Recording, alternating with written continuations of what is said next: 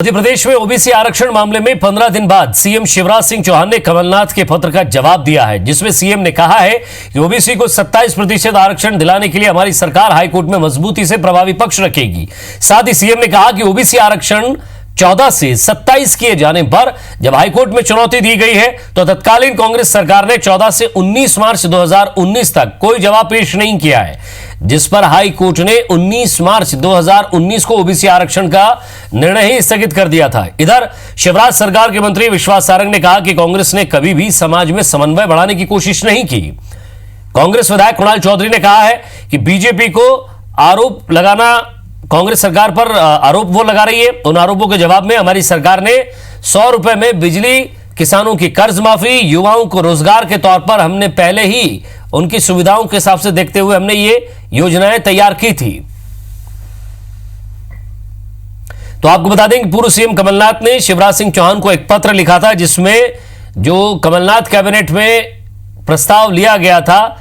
14 से बढ़ाकर 27% ओबीसी का आरक्षण किया गया था, उसको यथावत रखने की मांग थी, लेकिन इसे नकार दिया गया, कोर्ट की शरण ली गई। अब मामला हाईकोर्ट में है।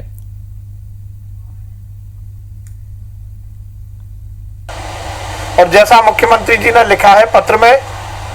मैं उनकी बात से सहमत हूं कि कांग्रेस ने कभी भी समाज में समन्वय की कोशिश नहीं की। कमलनाथ जी को अभी ये बातें याद आ रही हैं,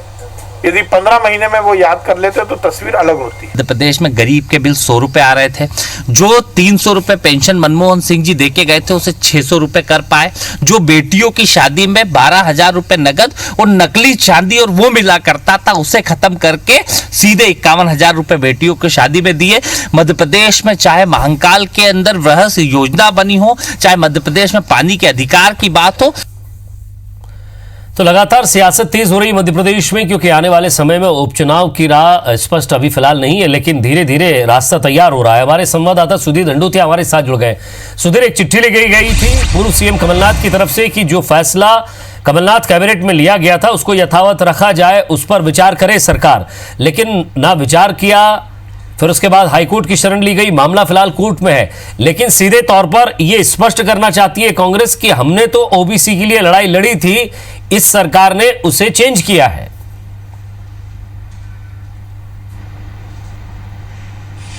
देखिए, निश्चित तौर पर, और विजय अगर हम बात करें तो कांग्रेस के घोषणा पत्र जब 2018 में कांग्रेस ने अपना घोषणा पत्र बनाया था, उसमें ओबीसी के लिए 27% आरक्षण की बात कांग्रेस के इस पूरे घोषणा पत्र में कही गई थी। और उसके बाद में जो कैबिनेट की बैठक हुई थी लगभग 6 महीने बाद कांग्रेस की सरकार बनने के बाद में, तो उस समय इस पूरे आरक्षण को मंजूरी भी कांग्रेस की ओर से, सरकार की ओर से दी गई थी। पर इस पूरे मामले में गंभीरता कोर्ट के अंदर नजर नहीं आई, क्योंकि जिस तरीके से आरक्षण का प्रावधान किया गया था तभी से सवालों के घेरे में था कि क्या संविधान से ऊपर जाकर इस तरीके से आरक्षण दिया जा सकता है। क्योंकि 10% सामान्य वर्ग के आरक्षण को लेकर जब केंद्र सरकार ने फैसला लिया था तो उसके लिए संविधान में थोड़ा संशोधन करना पड़ा था, लिहाजा आरक्षण की सीमा 50% से ज्यादा कैसे हो, इस बात को लेकर सवाल उठाए जा रहे थे। और उस समय तमाम जो ओबीसी वर्ग के जो लोग थे उनका ये मांग थी कि सरकार की ओर से कैविएट जो है वो हाई कोर्ट में दाखिल की जाए। अब जब पूर्व मुख्यमंत्री कमलनाथ ने 18 जुलाई को ये पूरा पत्र लिखा था 27%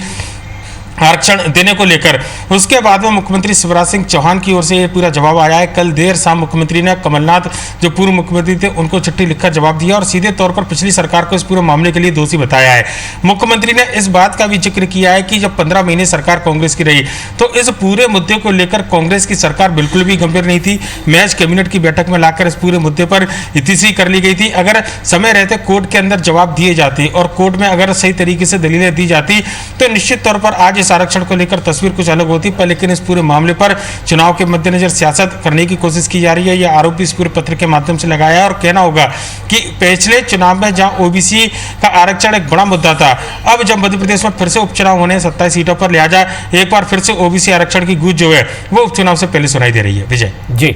लेकिन सुधीर, जिस तरह से दो तरह से कांग्रेस यहां पूरा लड़ने की कोशिश कर रही है, चौतरफा लड़ने की उसकी पूरी एक कार्य योजना है।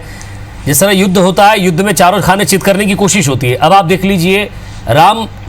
मंदिर का निर्माण है, उससे पहले हनुमान चालीसा का पाठ हो रहा है, दूसरी तरफ ओबीसी का कार्ड खेला जा रहा है, तीसरी तरफ लगातार कोशिश की जा रही है कि बेरोजगार युवा कि हमने आपके रोजगार की तैयारी की थी, हम रोड मैप तैयार कर रहे थे, इन्होंने धोखे से सरकार गिराई। यानी कि कोशिश ये की जा रही है कि चाहे वर्ग कोई सा भी हो, क्योंकि अगर हम ओबीसी वर्ग की बात कर ले, ओबीसी वर्ग सीधे तौर पर बुंदेलखंड और ग्वालियर चंबल संभाग यहां सबसे ज्यादा मैटर करता है और यहीं पे 16 सीटें यहां सबसे ज्यादा हैं। देखिए, पूरे मध्य प्रदेश की अगर आबादी की बात करें तो 50% से ज़्यादा 51% की आबादी ओबीसी वर्ग से आती है। लिहाजा ओबीसी आरक्षण का एक मुद्दा एक बड़ा सियासी मुद्दा हो सकता है। कांग्रेस इस बात को बहुत अच्छे तरीके से जानती थी और यही वजह थी कि 27% आरक्षण की वकालत कांग्रेस ने अपने 2018 के घोषणा पत्र में की थी। अब जब बीजेपी एक बार फिर से उपचुनाव में जाने की तैयारी में, ऐसे में कांग्रेस के उन मुद्दों को जरूर बताया जाएगा जो कि पूरे नहीं किए गए थे। हालांकि कांग्रेस का जो तर्क है वो कैबिनेट की बैठक के माध्यम से आरक्षण देने का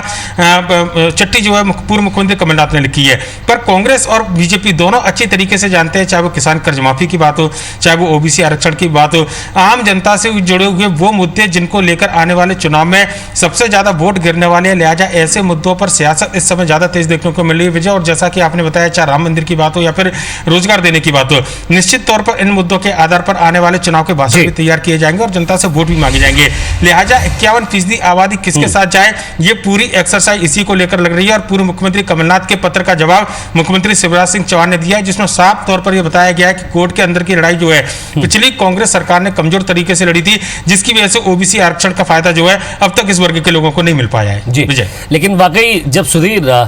सीधी सी बात है कि बीजेपी जब वोट मांगने के लिए पहुंचेगी तब कहीं ना कहीं कार्यकर्ता के साथ साथ ये फेस भी करना होगा कि साहब आपने ओबीसी आरक्षण का मामला तो कोर्ट में लटका दिया। चलिए, शुक्रिया तमाम बातचीत के लिए, नजर बना रखिएगा, आगे भी आपसे अपडेट लेते